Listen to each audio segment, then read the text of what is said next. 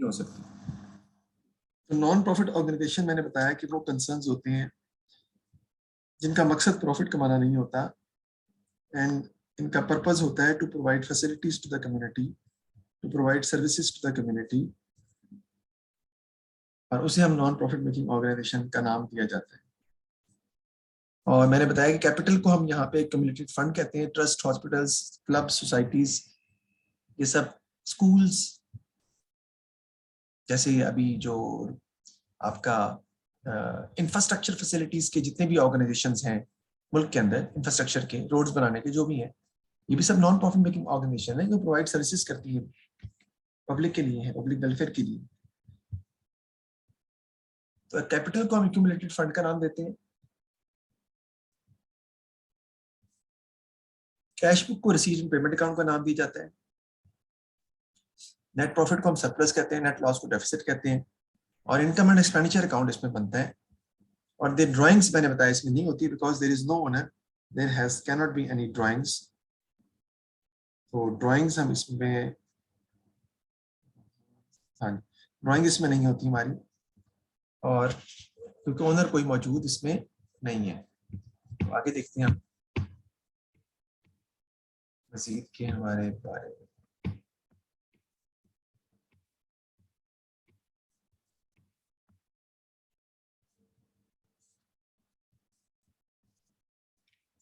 इसमें final account जब हम बनाते हैं इसके, तो वो कैसे कैसे करते हैं हम कि इसमें एक हम ट्रेडिंग अकाउंट बनाते हैं, जिसे bar trading account, refreshment trading account, club trading account भी कह सकते हैं।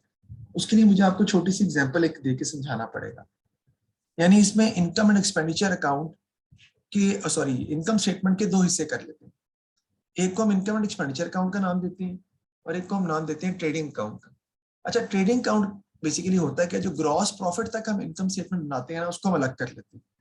यानी ग्रॉस प्रॉफिट तक जो इनकम स्टेटमेंट हम बनाते हैं उसको हम सेपरेट कर लेते हैं। सेपरेट यानी अलग कर लेते हैं, यानी उसका हम अलग अकाउंट बनाते हैं। होती वही चीज है, बस उसके समझ लें दो हिस्से कर दिए, जीपी तक अलग कर दिए, और इनकम एंड एक्सपेंडिचर अकाउंट नीचे वाला हिस्सा इनकम स्टेटमेंट वाला वो हमने अलग कर दिया। तो जो ग्रॉस प्रॉफिट तक हम अलग स्टेटमेंट बनाते हैं वो कैसे बनती है, उसे हम कहते हैं कुछ एंसिलरी एक्टिविटीज के लिए हम ट्रेडिंग अकाउंट बनाते हैं। Refreshment trading account, bar trading account, club trading account, shop trading account हम बनाते हैं। इसके लिए हम सेल्स, परचेज और expenses of this activity in a form of trading account हम बनाते हैं to calculate bar trading profit या रिफ्रेशमेंट ट्रेडिंग प्रॉफिट। और कैश और बैंक अकाउंट तो हमें पता ही होता है कि दिया होता है हमें क्वेश्चन में। तो बार ट्रेडिंग अकाउंट के बारे में थोड़ी सी हम बात करते हैं। देखिए, मैं ना एक मुझे बड़ा शौक था कि यार जो है ना, मैं जो है मेरी सेहत अच्छी हो, I should be good in health. तो मैंने कहा यार चलो यार मैं उन सब लोगों के लिए ना जिम खोल लेता हूँ। आपको पता ही फिटनेस जिम जो होते हैं आजकल तो काफी खुल रहे हैं। तो फिटनेस जिम पर भी टैक्स अप्लाई नहीं होता इस तरह से, क्यों? क्योंकि वो भी प्रोवाइड करते हैं health facilities to the community. तो मैंने फिटनेस जिम मैंने ओपन किया, लेकिन सर वो तो पैसे लेते हैं बेटा। They are, that money is called subscription. The main source of income for a non-profit organization is basically subscription, the contribution made by the members of the club, the contribution made by the members of the society towards the club is called subscription, and that is the main source of income. Subscription का मतलब है चंदा, मेरे चंदा। Subscription का मतलब है कि चंदा जो हम देते हैं उसको सब्सक्रिप्शन का नाम दिया जाता है, और subscription main source of income बनती है किसी भी क्लब की, नॉन प्रॉफिट मेकिंग ऑर्गेनाइजेशन की। क्योंकि कोई इनकम जनरेशन तो इसमें हो नहीं रही होती, तो फिर चलता कैसे है क्लब? सारी बात है, क्लब को चलाने के लिए पैसों की जरूरत है। पैसे कहाँ से आएंगे? जैसे बेटा जिम खाना क्लब है, लाहौर में जिम खाना क्लब है, उसको उसके मेंबर्स हैं, वो मेंबर्स कंट्रीब्यूट करते हैं towards the club, and that income is called subscription. और उसी से वो उन अपने मेंबर्स को फैसिलिटीज प्रोवाइड करते हैं, डिफरेंट टाइप ऑफ फैसिलिटीज, जिसमें मैचेस भी होते हैं और भी बहुत किस्म के एंटरटेनमेंट फैसिलिटीज वो प्रोवाइड करते हैं। इसी तरह मैंने भी जिम खोला हुआ था। उस जिम में मैंने कहा कि यार मेरे खर्चे कुछ पूरे नहीं हो रहे, क्योंकि बहुत सारे एक्सपेंसेस मुझे मीट करने पड़ते हैं। तो मैंने वहां पर एक छोटी सी जूस कॉर्नर खोल लिया। वो जो जूस कॉर्नर है that is ancillary activity. Ancillary activity का मतलब है कि एक नॉन प्रॉफिट ऑर्गेनाइजेशन के अंदर ही छोटा सा हमने एक प्रॉफिट मेकिंग ऑर्गेनाइजेशन ओपन कर ली, जिसमें हम सेल्स और परचेज भी करते हैं। ऑब्वियसली नॉन प्रॉफिट ऑर्गेनाइजेशन में सेल्स और परचेज नहीं होती है, क्योंकि हम कोई चीज बनाते हैं, कोई बेचते थोड़ी है। वो तो फैसिलिटीज प्रोवाइड करने के लिए हम खोलते हैं इनको, लोगों को फैसिलिटेट करने के लिए, लोगों को सर्विसेज प्रोवाइड करने के लिए, वेलफेयर के लिए। तो मैंने वो खोल लिया, मैंने वो जूस कॉर्नर, वहां पे मल्टीविटामिन शेक्स भी देना शुरू कर दिए, मल्टीविटामिन बेचना भी शुरू कर दी। तो मेरे पास एक बंदा भी मैंने वहां पे हायर कर लिया, जो कि उसको ऑर्गेनाइज करता था, उसको कंट्रोल करता था, उसको सैलरी भी मुझे पे करनी पड़ती थी। तो मेरे छोटे मोटे क्लीनिंग के, बिजली का बिल वगैरह, खर्चे वगैरह मेरे निकल आते थे। तो in order to meet small expenses, we can start an ancillary activity in a non-profit organization also. ठीक है जी, to meet some expenses, to meet day-to-day expenses of the particular concern. तो वो करने के लिए मैंने जूस कॉर्नर खोल लिया, उससे फिर मैं लोगों को जूस वगैरह भी बेचना शुरू हो गया, थोड़ा बहुत खर्चे मेरा निकलना शुरू हो। अब अगर मैंने किसी भी ऑर्गेनाइजेशन के अंदर इस तरह का कोई रिफ्रेशमेंट या बार या मैंने कोई शॉप इस तरह की बनाई हुई है, तो उसके लिए मुझे सेपरेट अकाउंट बनाना पड़ता है ग्रॉस प्रॉफिट तक, जिसे मैंने नाम दिया शॉप ट्रेडिंग अकाउंट का, रिफ्रेशमेंट ट्रेडिंग अकाउंट का, बार ट्रेडिंग अकाउंट का। अब कमाल की बात है, उसमें सेल और परचेज भी हो रही है। मैं चीजें खरीदता हूँ उधार पर, मल्टीविटामिन खरीदता हूँ उधार पर, केले खरीदता हूँ, शेक्स खरीदता हूँ, कीनू खरीदता हूँ, ताकि शेक्स बना के दे सकूँ लोगों को उधार पे, और बेचता मैं कैश पे हूँ। सारी बात है, वो तो मेरे मेंबर्स ही हैं, उन्हें कैश पे ही दूंगा मैं, तो उनको पता है कि हमारे इस फैसिलिटीज के लिए ही प्रोवाइड किया गया है सारा कुछ। तो उसके लिए जो मैंने खोला वो उसे बार ट्रेडिंग अकाउंट कहते हैं, जो हम ओपन कर लेते हैं, provide facilities to the community. Main source of income इसकी सब्सक्रिप्शन होती है, मैंने जैसे कि बताया है। तो ये बार ट्रेडिंग अकाउंट का फॉर्मेट में थोड़ा दिखाना चाह रहा था आपको, आपके सामने है। इसमें क्या होता है जी, सेल ऑफ रिफ्रेशमेंट आपके सामने लिखी हुई है, less cost of good sold में opening stock of refreshment at purchases, less closing stock of refreshment, तो जीपी आ जाता है। उसके अलावा रिफ्रेशमेंट बार एक्सपेंसेस डायरेक्ट कोई अगर है, तो जो बार या रिफ्रेशमेंट से या शॉप से रिलेटेड है, तो वो माइनस कर देंगे तो प्रॉफिट आ जाएगा। अब ये जो प्रॉफिट आया है, ये मैं लेके जाऊंगा इनकम एंड एक्सपेंडिचर अकाउंट के अंदर, जो मेरा इनकम स्टेटमेंट का दूसरा पार्ट बनेगा। सर ये बार एक्सपेंसेस कौन से हैं यार? जो मैंने जूस कॉर्नर खोला है, उस पर जो मैंने बंदा बिठाया है, उसकी वेजेस नहीं पे करनी मैंने, तो वो वेजेस तो पर्टिकुलरली उस रिफ्रेशमेंट जूस कॉर्नर से रिलेट करती है ना, उस बार से रिलेट करती हैं, तो वो तो उसी के खर्चों में से माइनस करनी पड़ेगी, तो वो कहलाएंगे आपके बार एक्सपेंसेस या रिफ्रेशमेंट स्टाफ वेजेस, जो भी आप इसको इसका नाम दे सकते हैं। तो ये हमारा बार ट्रेडिंग अकाउंट का फॉर्मूला बनता है। और उसके बाद फिर हम इनकम एंड एक्सपेंडिचर अकाउंट बनाते हैं। अच्छा, इसके अंदर हम ना एसएलसीए नहीं बनता, क्योंकि क्रेडिट पर सेल कर ही नहीं रहे, लेकिन पीएलसीए बनता है, क्योंकि हम क्रेडिट पर परचेजेस जो है वो करते हैं। और मैंने बताया था कि मेन सोर्स ऑफ इनकम जो इसमें बनेगी, ये इनकम एंड एक्सपेंडिचर अकाउंट का फॉर्मेट है। मेन सोर्स ऑफ इनकम जो होगी वो होगी सब्सक्रिप्शन, और उसका अकाउंट बनेगा, और इनकम अकाउंट हमारा इसका बनता है, सिर्फ इनकम अकाउंट का नाम देते हैं। तो सबसे पहले मैं आपको बताता हूं कि सब्सक्रिप्शन मैंने बताया था, it is the annual amount contributed by the members towards the society and becomes the main source of income for the organization, that is called subscription.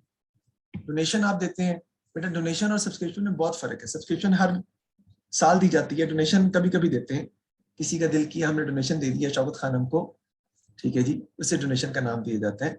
Entrance fee, जब आप ऑर्गेनाइजेशन में एंटर होते हैं तो आप एक स्पेसिफिक फी पे करते हैं, उसको एंट्रेंस फी का नाम दिया जाता है, वो भी बिजनेस की आमदनी में ही कंसिडर की जाती है। गिफ्ट कोई दे देते हैं आप किसी भी सोसाइटी या क्लब को।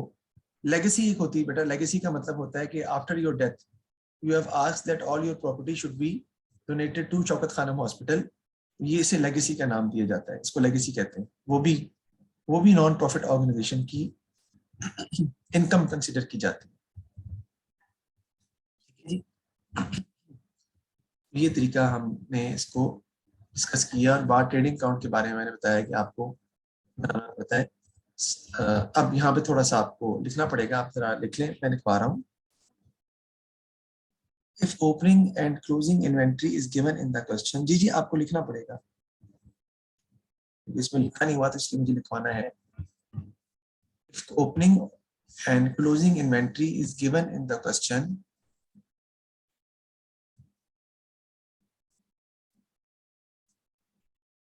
we will prepare bar trading account, bar refreshment shop trading account to find trading profit. If opening or closing inventory is given in the question, we will prepare bar trading account or refreshment या shop trading account to find shop trading profit या bar trading profit या trading profit खाली लिखते हैं.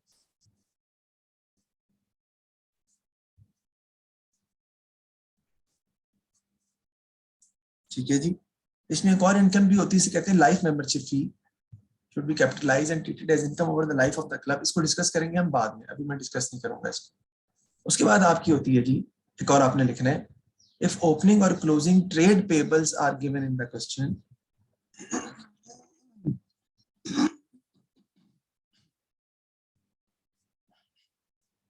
if opening or closing trade payables are given in the question,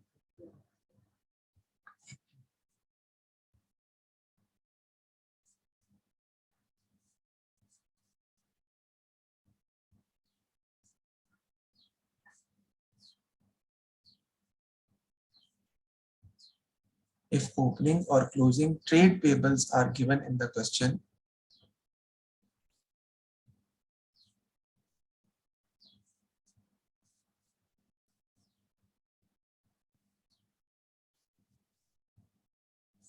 we will prepare PLCA to find credit purchases.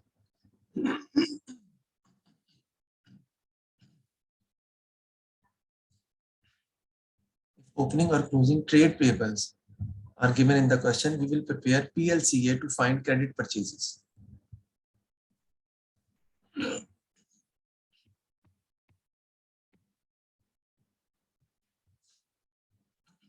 ये देखिए, non profit organisation आपको था, sole proprietorship आप पढ़ते थे, उसमें हम trading profit and loss account बनाते थे, बैलेंस शीट बनाते थे.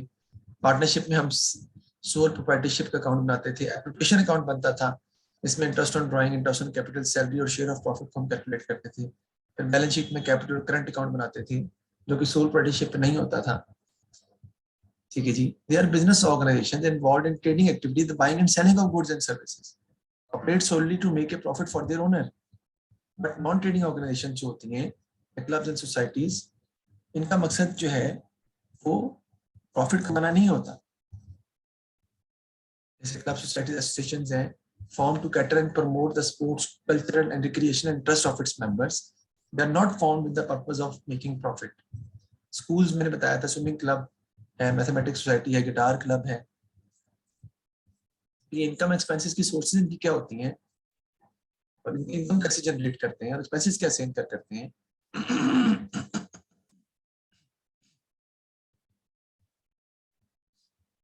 डोनेशन, ग्रांट्स वगैरह इसकी इनकम होती हैं. स्कॉलरशिप, ट्रेनिंग प्रोग्राम से आप एक्सपेंसेस मीट करते हैं. ये डिफरेंट, नेशनल किडनी फाउंडेशन है, सिनेमा, स्विमिंग क्लब है, चाइनीज स्विमिंग क्लब है, उसके भी एक्सपेंसेस का मीट होंगे. तो जनरली क्या होता है कि ट्रेडिंग कंसर्न में हम क्या करते हैं, इनकम होती है sale of goods, receive from services, rent receive, commission receive, discount receive, interest receive वगैरह. इनकी होती है सब्सक्रिप्शन, मैंने जैसे बताया था, entrance fee. Profit from sale of refreshment भी इनकम होती है, जो हम रिफ्रेशमेंट ट्रेडिंग अकाउंट बना के निकालेंगे. Interest receive, donations, fun fair, life membership subscription, grants from government, entrance fee, ये सब इसकी इनकम होती है नॉन ट्रेडिंग ऑर्गेनाइजेशंस की.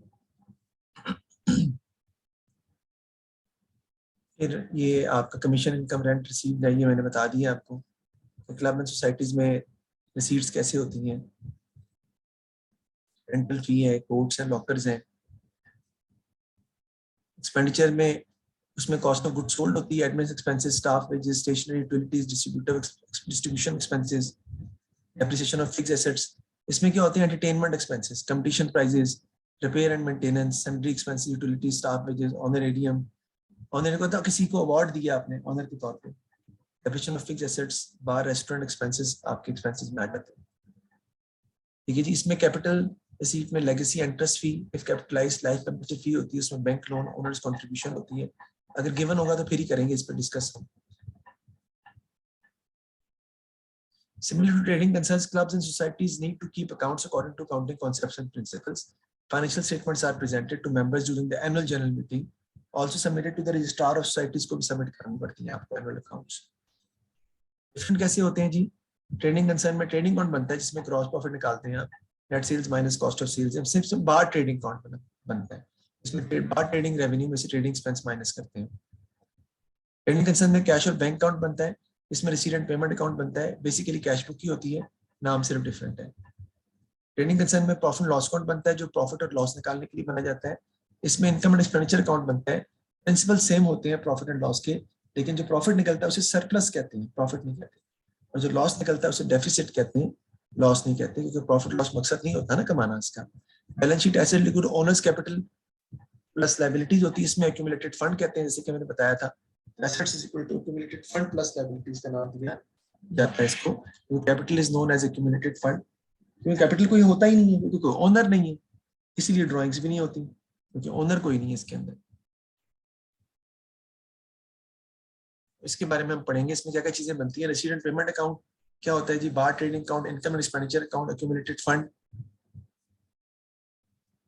हमें रिसीट एंड पेमेंट अकाउंट और इनकम एंड एक्सपेंडिचर अकाउंट में क्या डिफरेंस है इसके बारे में पता होना जरूरी है। Receipt and payment account is basically a cash account, ये हम बनाते हैं कैश का क्लोजिंग बैलेंस निकालने के लिए। जबकि इनकम एंड एक्सपेंडिचर अकाउंट में हम एक्सपेंसेस और रेवेन्यू आइटम्स को रिकॉर्ड करते हैं सर, जैसे प्रॉफिट एंड लॉस अकाउंट में रिकॉर्ड करते हैं। फिर रिसीट एंड पेमेंट अकाउंट में both capital and revenue expenditure as well as capital and revenue receipts आती हैं, जैसे सेल ऑफ फिक्स एसेट्स के पैसे आएंगे वो भी लिखेंगे आप, purchase of non current asset वो भी लिखेंगे, आपकी कैश तो कम हो रहा है ना। लेकिन इनकम एंड एक्सपेंडिचर अकाउंट में सिर्फ revenue expenditure and revenue receipts आती हैं, यानी इनकम और एक्सपेंसेस सिर्फ हम लिखते हैं इसके अंदर। फिर रिसीट एंड पेमेंट अकाउंट में मैंने बताया है कि रेवेन्यू एंड कैपिटल आइटम्स आते हैं that are actually paid for and received, यानी ये बनता है कैश बेसिस ऑफ अकाउंटिंग। जबकि इनकम एंड एक्सपेंडिचर अकाउंट बनता है एक्रूअल बेसिस ऑफ अकाउंटिंग, यानी जिस साल का एक्सपेंस होता है उस साल रिकॉर्ड करते हैं, चाहे वो पे किया हो या ना पे किया हो। जिस साल की इनकम होती है उस साल रिकॉर्ड करते हैं, चाहे वो मिली हो या ना मिली हो। तो रिसीट एंड पेमेंट अकाउंट हमारा बनता है कैश बेसिस ऑफ अकाउंटिंग पे, जबकि इनकम एंड एक्सपेंडिचर अकाउंट हमारा बनता है एक्रूअल बेसिस ऑफ अकाउंटिंग। ये निकालते हैं, इसमें final balance of cash and bank calculate करते हैं, तो बैलेंस शीट में लिखते हैं या करंट लायबिलिटी में लिखते हैं। इसमें सरप्लस और डेफिसिट निकालते हैं इनकम एंड एक्सपेंडिचर अकाउंट में, जो बाद में बैलेंस शीट में एक्यूमुलेटेड फंड में ऐड हो जाता है या माइनस हो जाता है, जिसे प्रॉफिट एंड लॉस कह सकते हैं। रिसीट पेमेंट में डेबिट ऑल रिसीट्स और इसमें एक्सपेंसेस और रेवेन्यू हम रिकॉर्ड करते हैं। ये आपके सामने बना हुआ है, रिसीट्स दी हुई सारी की सारी, पेमेंट्स दी हुई है। तो रिसीट्स कैश एंड बैंक आपका ब्रॉडन आ जाएगा, कैश अकाउंट है ना असल में, 2000 ब्रॉडन आ जाएगा आपका। बाकी जो रिसीट्स हैं वो डेबिट पे आ जाएंगी, पेमेंट्स क्रेडिट पे आ जाएंगी, आपका रिसीट पेमेंट अकाउंट बन जाएगा। देखिए ब्रॉडन आ गया 2000, रिसीट्स डेबिट पे आ गई, पेमेंट्स क्रेडिट पे आ गए, तो आपका बैलेंस कैरिड ऑन 3250 निकल आया आपका। अब बात करते हैं इनकम एंड एक्सपेंडिचर अकाउंट के हवाले से कि वो हमारा कैसे बनाया जाता है, उस पर बात करते हैं। क्लब में ऑपरेट रेस्टोरेंट और bar selling refreshment and food to members, मैंने बताया था आपको जैसे कि trading account is prepared to determine the profit and loss. Record of stock of refreshment, debtors and creditors will be needed. Adjustment to find the exact amount of sales and purchase other expenses will be required to prepare the trading account. तो देखिए आपके सामने बना हुआ है, receipt payment account दिया हुआ है। एक बात जो मैं बताना जरूरी समझता था यहाँ पे वो ये है कि बेटा नॉन प्रॉफिट ऑर्गेनाइजेशन और इनकम्प्लीट रिकॉर्ड्स में कोई फर्क नहीं। नॉन प्रॉफिट ऑर्गेनाइजेशन बिल्कुल इनकम्प्लीट रिकॉर्ड्स की तरह ही बनता है। आपको पता है इनकम्प्लीट रिकॉर्ड चैप्टर हमने पढ़ा है, उसमें क्या बनाते हैं, सबसे पहले हम बनाते हैं हम निकालते हैं opening statement of affairs to find opening capital, opening assets minus opening liabilities. क्या करेंगे, ये opening asset minus opening liabilities कर देंगे। 2000 प्लस 500 माइनस 900 माइनस 700 आपके पास कैपिटल की अमाउंट आ जाएगी। लेकिन यहाँ पे उसे कैपिटल नहीं कहेंगे, एक्यूमुलेटेड फंड कहेंगे। फिर क्या बनाएंगे हम, एसएलसी। एसएलसी क्या होता है, सेल लेजर कंट्रोल अकाउंट। उसमें क्या आती है जी, ट्रेड रिसीवेबल्स को जो पैसे रिसीव होते हैं 4000 वो आएंगे, receipt from trade receivable. Opening debtors 500, closing debtors 6500, और आप क्या निकाल लेंगे, क्रेडिट सेल्स की अमाउंट निकाल लेंगे। ये लिखी हुई सेल ऑफ रिफ्रेशमेंट, ये कैश सेल्स है असल में। कैश सेल्स और क्रेडिट सेल्स को आप ऐड कर देंगे तो आपके पास टोटल सेल्स आ जाएगी। मैं बना के दिखाता हूँ, ये देखें क्रेडिट सेल्स और रिफ्रेशमेंट। कौन सी चीजें आप उठाएंगे, opening trade receivables 500, receipt from trade receivable 4000 की, और क्लोजिंग ट्रेड रिसीवेबल 6500, और सेल ऑफ रिफ्रेशमेंट तो बाद में आएगी आपकी, क्योंकि कैश सेल्स है आपकी। तो अकाउंट बनाएंगे एसएलसीए, नोट डाउन जो कैश और बैंक रिसीव हुआ है आपसे, receive from trade receivable, balance carried down 6500 का आ जाएगा, और डिफरेंस जो आएगा that is going to be your credit sales. Sales आ गई 10000, ये 10000 सेल लिखनी है बेटा, ये क्रेडिट सेल्स है, ऊपर लिखा भी हुआ है। अब कैश सेल्स में ऐड करेंगे तो टोटल सेल्स आएंगे ना। कैश सेल्स कितनी दी हुई है हमें? 8,000 की। 8,000 की कैश सेल्स हम ऐड कर लेंगे, 18,000 आपकी टोटल सेल्स आ जाएंगी, जो कि आप ट्रेडिंग अकाउंट में लिखेंगे जब बाहर ट्रेडिंग अकाउंट आपको बनाना पड़ेगा सेल्स के तौर पर। अब हमने क्या बनाना है जी? पीएलसी के प्रोफाइल क्रेडिट परचेजेस। उसमें क्या उठाएंगे बेटा हम? रिफ्रेशमेंट क्रेडिटर्स, जो पेमेंट की आपने क्रेडिटर्स को 1,000 की, क्रेडिटर्स या ट्रेड पेबल्स को ओपनिंग बैलेंस 900, क्लोजिंग बैलेंस 3,000। देखें 900 वो आपने उठा लिया, 1,000 रिफ्रेशमेंट क्रेडिटर्स को जो पेमेंट की है वो आपने उठा लिया, 3,000 रुपया जो क्लोजिंग ट्रेड पेबल्स थे वो आपने उठा लिए, और कॉस्ट ऑफ रिफ्रेशमेंट जो दी हुई है कैश परचेज दी हुई। नॉर्मली क्वेश्चन में नहीं होती बेटा, लेकिन इसमें दी हुई मैंने एग्जांपल में, तो हम साथ इसको पिकअप कर लेंगे कैश परचेजेस। इनको हम ब्रॉड डाउन लिखेंगे 900, कैश और बैंक आपका आ जाएगा 1,000, जो पेमेंट टू ट्रेड पेबल है वो आ जाएगी आपकी, क्रेडिट डाउन आपका आ जाएगा, और क्रेडिट परचेज आपकी बैलेंस शीट फिगर डिफरेंस से निकल आएगी, दैट इज 3,100। इसमें कॉस्ट ऑफ रिफ्रेशमेंट जो है वो ऐड कर देंगे आप, ये क्रेडिट परचेज निकली है ना आपकी, कॉस्ट ऑफ रिफ्रेशमेंट ऐड कर देंगे आप, तो आपके पास टोटल परचेजेस जो है वो आ जाएंगी, दैट इज 8,100। अब हमने एक्सपेंस इनकम अकाउंट बनाना है। अगर कोई एक्सपेंस इनकम का क्लोजिंग ओपनिंग क्लोजिंग दिया हो, दिया हुआ है किसी का? जी दिया हुआ है। किसका? वेजेस का। और तो किसी का नहीं, वेजेस का तो दिया हुआ है। एक बच्चे ने मुझसे सवाल किया, सर इसमें income and expenditure account directly बनाएंगे या बार ट्रेडिंग अकाउंट बनेगा या रिफ्रेशमेंट ट्रेडिंग अकाउंट बनेगा? मैंने उसको कहा कि अभी मैंने आपको लिखवाया था, इफ ओपनिंग और closing stock is given in the question we will prepare trading account. इसमें स्टॉक दिया हुआ है बेटा, ये दिया हुआ है। If opening and closing trade payables are given in the question we will prepare PLCF to find credit purchases, तो वो निकालना पड़ा है हमें। इसी तरह इफ ओपनिंग और closing of any expenses given in the question, we will prepare expense account to find the income and expenditure account figure.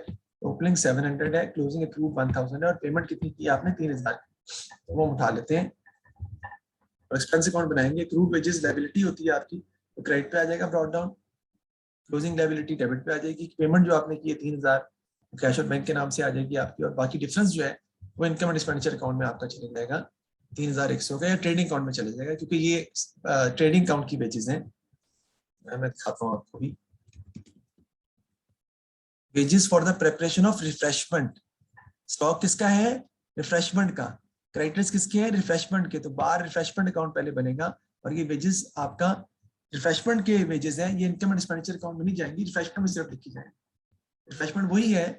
Refreshment क्या है? चलिए मैं बताता हूँ आपको। मैंने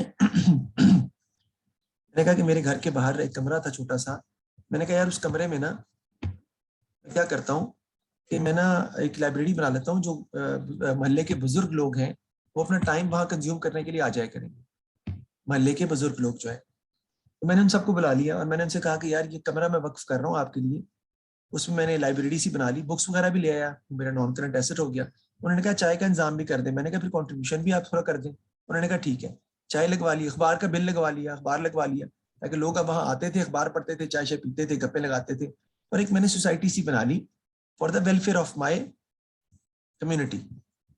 तो वो नॉन प्रॉफिट ऑर्गेनाइजेशन मेरी है, लेकिन उसके अंदर जो मैं चाय पिलवा रहा हूँ उनको, बिजली का बिल वगैरह थोड़े खर्चे अपने पूरे करने के लिए पैसे ले रहा हूँ, वो एक ट्रेडिंग कंसर्न मेरा छोटा सा बन गया। उसके लिए मुझे बार ट्रेडिंग अकाउंट या रिफ्रेशमेंट ट्रेडिंग अकाउंट बनाना पड़ सकता है। अगर मैं ऐसा मैंने यूनिट खोला हुआ है जिम के अंदर, जूस कॉर्नर खोला हुआ है, तो उसके लिए मुझे बनाना पड़ता है, जिसे हम bar trading account, refreshment trading account कहते हैं। तो बनता वो वैसे ही है आपका, जैसे आपका जीपी तक आप बनाते हैं अलग से। ये ट्रेडिंग अकाउंट आपका निकल आया, तो आपने ट्रेडिंग अकाउंट में 3,100 वेजेस लिखी। तो ये रिफ्रेशमेंट ट्रेडिंग अकाउंट यहाँ पे किसी और पैटर्न पर बना हुआ है, लेकिन आप अपने पैटर्न पर इसको बना के इसका एक्सपेंसेस निकाल के प्रॉफिट फाइंड कर लेंगे, जो कि 8,300 का आता है। फिर इनकम एंड एक्सपेंडिचर अकाउंट हमें बनाना पड़ता है, और उसमें आपको पता ही है कि हम सारे एक्सपेंसेस लिखते हैं, सारी इनकम लिखते हैं, और उसमें मेन जो आपका इनकम होती है वो होती है subscription income. Main source of income है वो सब्सक्रिप्शन है। आपको पता है इनकम और एक्सपेंस का अकाउंट हमें बनाना पड़ता है। तो सब्सक्रिप्शन अकाउंट हम कैसे बनाते हैं वो देखते हैं हम। इनकम अकाउंट जैसे बनता है, ये मेन सोर्स ऑफ इनकम होती है क्लब की।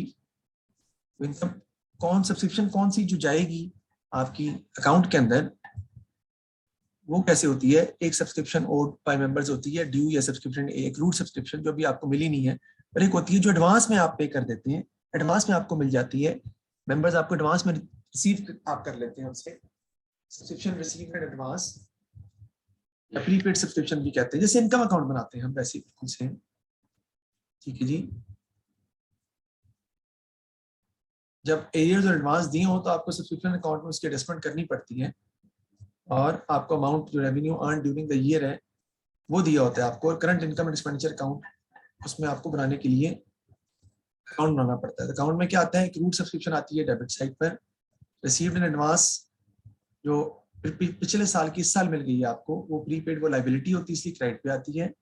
इनकम एंड एक्सपेंडिचर अकाउंट जो है वो आपका दोनों साइड के डिफरेंस से आ जाता है।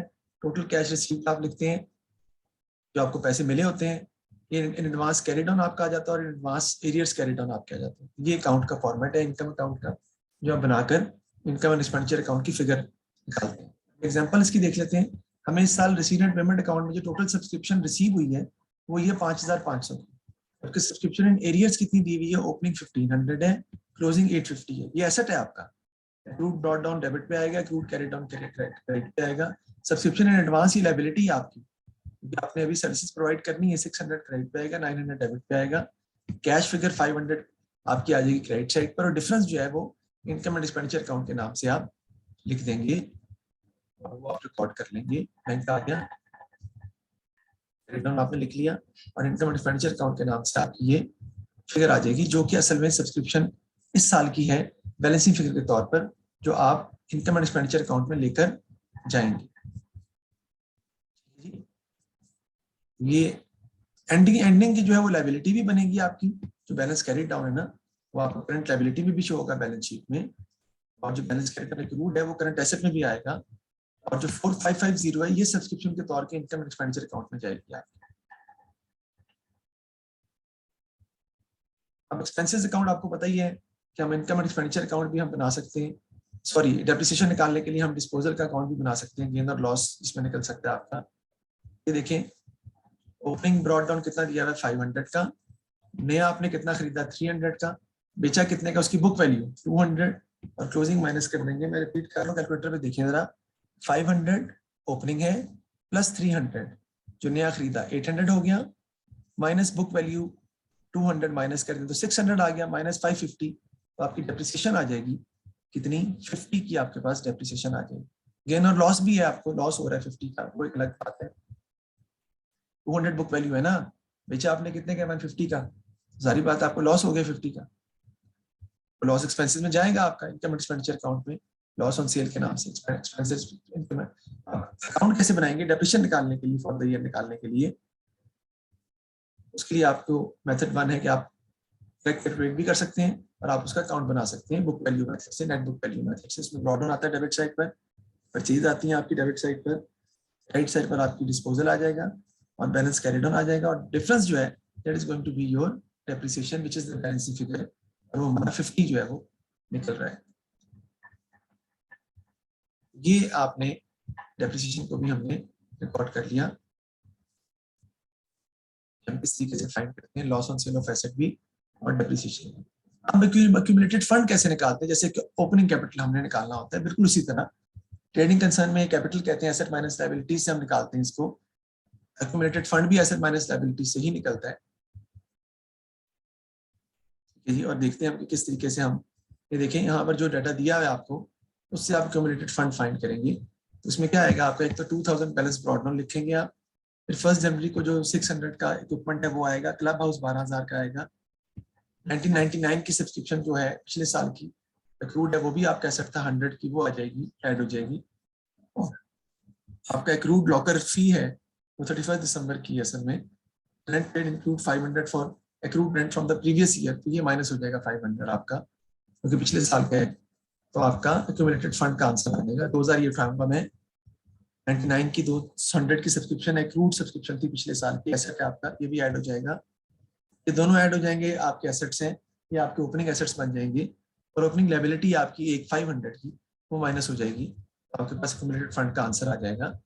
Cash and bank subscription in arrears equipment club house total हो जाएगा, लेस लायबिलिटीज एक्रूड रेंट, आपका एक्यूमुलेटेड फंड का आंसर आ जाएगा व्हिच इज 14200। ये हम एक्यूमुलेटेड फंड यानी कैपिटल कैसे निकालते हैं, opening asset minus opening liabilities के जरिए से हम जो है वो निकाल लेते हैं आपका या एक्यूमुलेटेड फंड। तो ये मैंने इसकी बेसिक आपको एक फॉर्मेट उसका पूरा सवाल का करके बताया है कि हम किस तरीके से सवाल को सॉल्व करते हैं। Income and expenditure account, subscription account का फॉर्मेट भी आपके सामने दोबारा मैंने लिख दी है। इधर आती है एरियर्स या owing brought down. Income account में बेटा तो एसेट है, इधर एडवांस ब्रॉट डाउन या एडवांस कैरिड आ जाते हैं। कैश फिगर जो आती है वो आपकी आ जाती है। इनकम एंड बैड डेट्स भी आते हैं इसके अंदर। बैड डेट्स क्या होते हैं? वो सब्सक्रिप्शन पिछले साल की जो आपको अभी तक नहीं मिली, उसे हम बैड डेट्स कंसिडर कर लेते हैं। लिख सकते हैं आप लिखना चाहें तो, subscription which is not yet received from the previous year will be treated as bad debts. देखिए, subscription which is not yet received from the previous year will be treated as bad debts. Subscription which is not received from the previous year will be treated as bad debts. फिर देखें incomes में क्या लिखेंगे हम? Subscription सबसे पहले आएगी, account बना के जो निकाली थी, इन्वेस्टमेंट ट्रेडिंग प्रॉफिट आ जाएगा। तो ट्रेडिंग अकाउंट पीछे बनाया था आपने, वहां से कलेक्शन फ्रॉम मैचेस है, profit on sale of fixed asset, donation वगैरह, gifts, rent of ground, wages of ground, upkeep, loss on sale, repair to fix assets, ये सब एक्सपेंसेस हैं। डेप्रिसिएशन है, लोन इंटरेस्ट है, पोस्टेज एंड स्टेशनरी है, sundry expenses हैं, और surplus या डेफिसिट आपका निकल आएगा। एक्यूमुलेट फंड मैं बता चुका था, एसेट्स ओपनिंग में से लायबिलिटीज माइनस करेंगे तो आपका एक्यूमुलेट फंड आ जाएगा। इस तरह फिर बैलेंस शीट इसकी बनानी पड़ सकती है आपको, बिल्कुल उसी तरीके जिस तरीके से हम पहले बनाते थे। करंट एसेट्स में स्टॉक आ जाएगा, प्रीपेड एक्सपेंसेस आ जाएंगी, सब्सक्रिप्शन एंड एरियर्स भी आएगा। यह एक रूट सब्सक्रिप्शन, वो सब्सक्रिप्शन इस साल की जो आपको अभी तक मिली नहीं है, बैंक और कैश आएगा। लायबिलिटीज में सब्सक्रिप्शन इन एडवांस भी आएगा, ये वो सब्सक्रिप्शन है जो आपने अगले साल की इस साल रिसीव कर ली है, वो करंट लायबिलिटी में रिकॉर्ड की जाएगी। Bank overdraft, accrued expenses. Owing for refreshment का बेटा मतलब है ट्रेड पेबल्स आएंगे। ओइंग फॉर रिफ्रेशमेंट का मतलब ट्रेड पेबल्स है बेटा।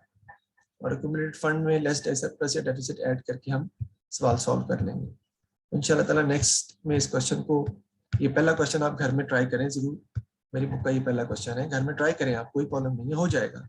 मई जून 13-21 का सवाल है, आसान सवाल है, ट्राई कीजिएगा अगर हो जाता है, वरना फिर इंशाल्लाह ताला मैं नेक्स्ट वीक में इसको मजीद इससे आगे हम वो सॉल्व करेंगे इस चैप्टर को।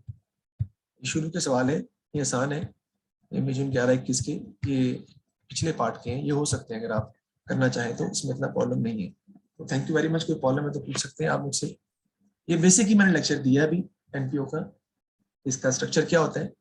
टर्मिनोलॉजी का फर्क है इनकम्प्लीट रिकॉर्ड पूरे का पूरा, सिर्फ फर्क ये है टर्मिनोलॉजीज का, यानी नाम फर्क है, और बार ट्रेडिंग अकाउंट और इनकम एक्सपेंडिचर अकाउंट अलग अलग बनाना